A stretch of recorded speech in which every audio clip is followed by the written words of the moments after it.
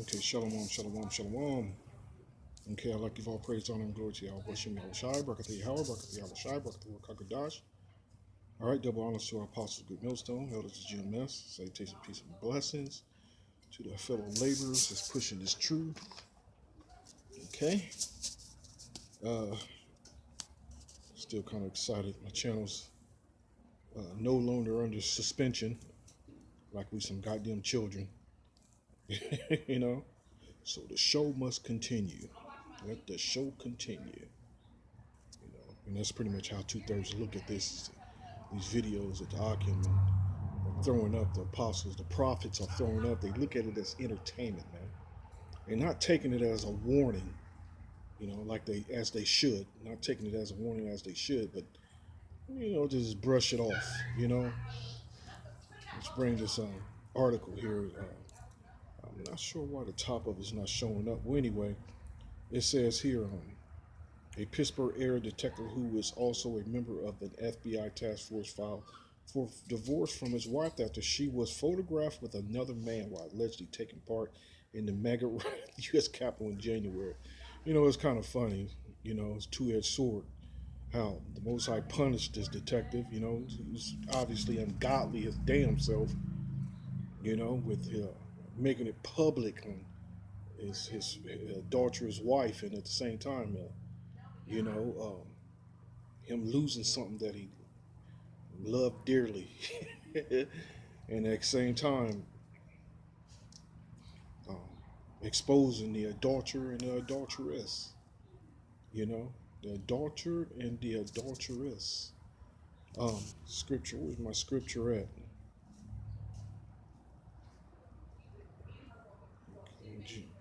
Jennifer Heine, 55 of Ross Township, Pennsylvania, was arrested. She was arrested. Both of them were arrested. Let me go to the scripture here. I'm making this pretty quick. Sirach 9, and I'm going to start at 8. Turn away thine eye from a beautiful woman, and look not upon another's beauty. For many have been deceived by the beauty of a woman, for wherewith love is kindled as a fire. Sit not at all with another man's wife. Nor sit down with her in thine arms, and spend not thy money with her at the wine, lest thine heart incline unto her, and so thou through thy desire thou shalt fall into destruction. Committing the act of adultery. The act of adultery, is punishable by death. You know, you know, you'll fall by your lust, your lustful desires. You know, and let me go back to that. You know, I looked up the ways of. First, I looked up characteristics of the word characteristic, which I've always referred to uh, America as Sodom, and also always refer to it as these women as Babylonian whores, which that's what they are. All right, which the word characteristic is. Where's it at? Pertaining to or indicating character, a non-distinctive trait, a distinctive trait that which gives or indicate character. Both first attested in the 1660s from character plus istic, or model of Greek characteristos. Earlier in the objective sense was characteristical, related, characteristic, distinctive trait. You know, I always refer to these women uh, just if going to Sodom and looking up Solomon and going into the history of ancient Babylon, the women were loose, man. You know, they were loose. So that's why I've always given that comparison that these women here in modern Babylon to the ancient Babylon and ancient Sodom. All right. It says here, Sodom and Gomorrah, what was going on. take a poll on your average church-going folks, and likely you'll discover that the most popular answer to the following question, why did Most High destroy Sodom and Gomorrah, would be because of Moses. I have to watch what I be saying from now on. You know how they into deleting channels now. You know they're making that the hot thing for the day, deleting channels. This is pretty hot too. The traditional perspective on this story is that because of rampant sinfulness, what's different? Does that remind you of exactly what's going on now? Rampant sinfulness of the people of the city of Sodom and Gomorrah. Rampant. And what people do you see the most? What people do you see here in modern Babylon running rampant the most? People of Negro and Indian descent, the 12 tribes of Israel, you know, running rampant. You know, look, just it's still going on as we speak. What's going on in Miami? You know, these people have totally lost their minds. It says rampant sinfulness of the people of the city Sodom and Gomorrah, especially in the sin of Moses. The Most High rained down sulfur and fire from heaven and destroyed the cities of the valley. Genesis 19:23-29. Why would the Most High take such drastic actions against two entire cities, destroying men, women, children, killing hundreds of people? And this is what's going to happen on a wide scale in the four corners of the earth that's going to get hit by these thermonuclear missiles. Because, you know, like I said, the characteristics of a modern day Babylonian or Babylonian whore is adultery. That's the characteristics of an inhabitant of a modern day Sodom. You know, the male and the female. The Lord called them a generation of adulterous vipers. That's what He called them, man. You know, nigga get mad at you for condemning the act of adultery. Well, so what, man? You done it before. You know what I'm saying? You slept with somebody's wife before. You fucking idiot. The whole point is becoming a new man and not doing it again. Once you find out it's a sin worthy of death. You know, because imagine if the red that a man sees when he finds out his wife commits adultery. So imagine walking in on the act itself. You know, and that's the spirit of the Lord in that man when he walks in and or finds out that his wife has committed adultery. You know, that's the spirit of the Lord in that man, and there's nothing that can stop a man, stop that man from destroying him. There's nothing, man. You know. So I said, why would the Most High take such drastic actions against two entire cities, destroying men, women, children, killing hundreds of people? Because the outcry against Sodom, it was much more than hundreds. Where did they get that from? Hundreds of people. It was a major city. Because our outcry against Sodom and Gomorrah is great and their sin is very grave, said the Most High to Abraham. Check this out.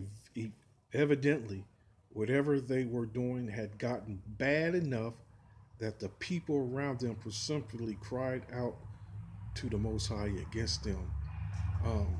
Let me see if I can find this scripture.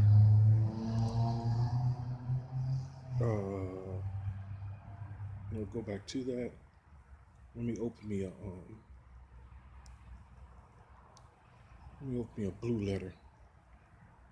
You know, hopefully I'll find this scripture. I haven't been on this tablet in a minute. I gotta get used to the order again. I'm getting used to using my new phone, which is an iPhone. And I'm not used to no damn iPhone, man. But hey, I gotta deal with it. It's coming along. Sins.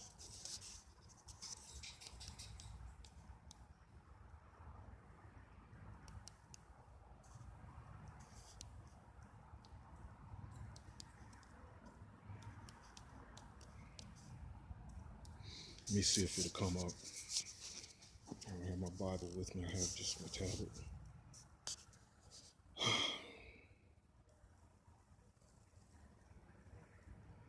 Revelation 18 and 5. Ooh, I should have known it was in Revelation. Here we go. Here we go. This 18 is fire.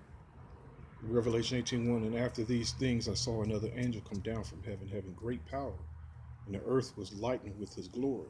And he cried mightily with a strong voice, saying, Babylon the great is fallen, and is become the habitation of devils, and the hold of every foul spirit, and a cage of every unclean and hateful bird. That's the end result. All right. For all nations have drunk of the wine of the wrath of her fornication, and the kings of the earth have committed fornication with her. You know, a lot of nations were still living in those ancient ways until um, the U.S. military came a knocking, forcing democracy down their throat. You know what democracy entails. Women becoming whores, the breaking up of families, and so on and so on. It says, and the merchants of the earth are waxed rich through the abundance of her delicacy. And I heard another voice from heaven saying, come out of her, my people. Those are the elect only of the children of Israel, that ye be not partakers of her sins. You know the abundance of sins that this place encourages you to dive in. So it says, my people, that ye be not partakers of her sins, and that ye receive not of her plagues. That same plague of ancient Sodom and Gomorrah. So it says here, for her sins have reached unto heaven, and the Most High have remembered her iniquities. Okay? That's beautiful right there. That's a good scripture right there. So going back to this here. All this adultery, man. All this adultery, man. Niggas are justified, and they will justify to the day they die this adultery, what's going on. Eventually, whatever they are doing had gotten bad enough that the people around them presumptuously cried out to the Most High against them. Their sin was so grave that both the Most High and people outside of their communities have had enough, which weren't too many people at all. The scriptures mention Lot, Abraham. So the Most High planned to visit to see whether they have done altogether according to the outcry that has come to me.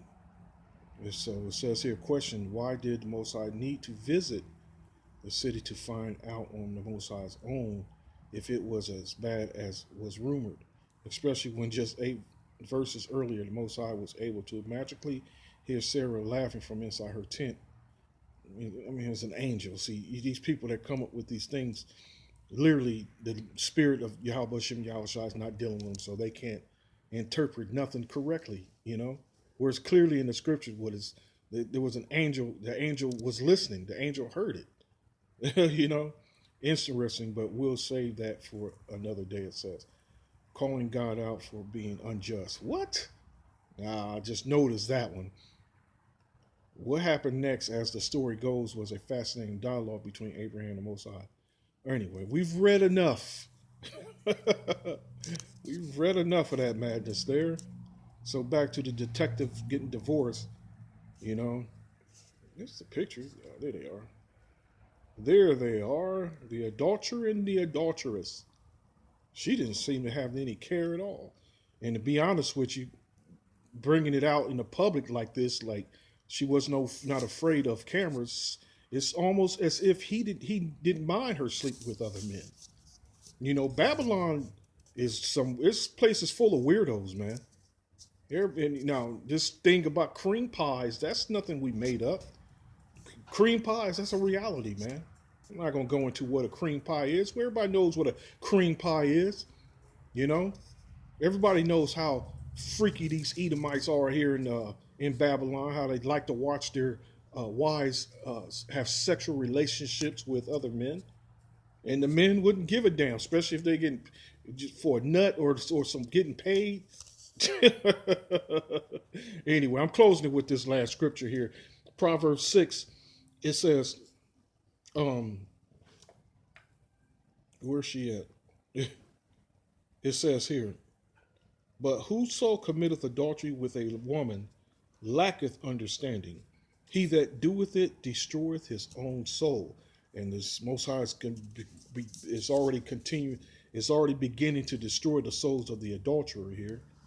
He's already arrested he's already been arrested for the, uh, you know, the riots and how the Esau and the lepers, Esau and the lepers, how they uh, bum rushed the state capitol. It said, "Who he that doeth it destroyeth his own soul, but whoso committeth adultery with a woman lacketh understanding. He that doeth it destroyeth his own soul.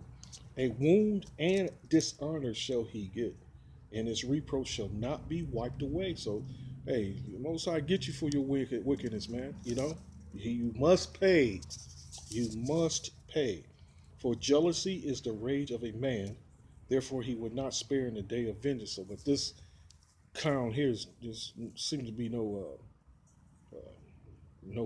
vengeance. Just all he did was just divorce the fool. You know, usually you get caught under adultery. You know, when there's a divorce been filed, you know you don't get alimony and you don't get child support. You lose all those rights. You don't get half the car or half the, you know what I mean? You don't get all those things. That's how it used to be. But then again, you know, this weird ass place, man. For jealousy is the rage of a man, therefore he will not spare in the day of vengeance.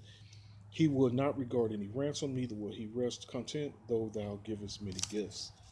So there we go. That's the end of that. You know. So till next time, the will and shalom.